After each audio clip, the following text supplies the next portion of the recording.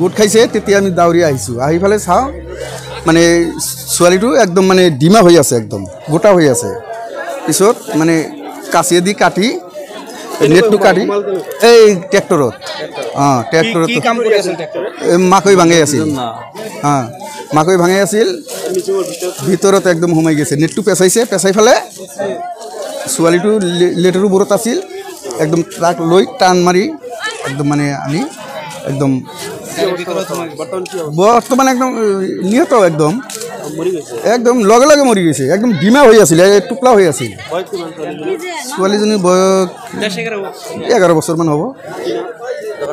হুৰমুচালি ইয়াৰুদ্দিন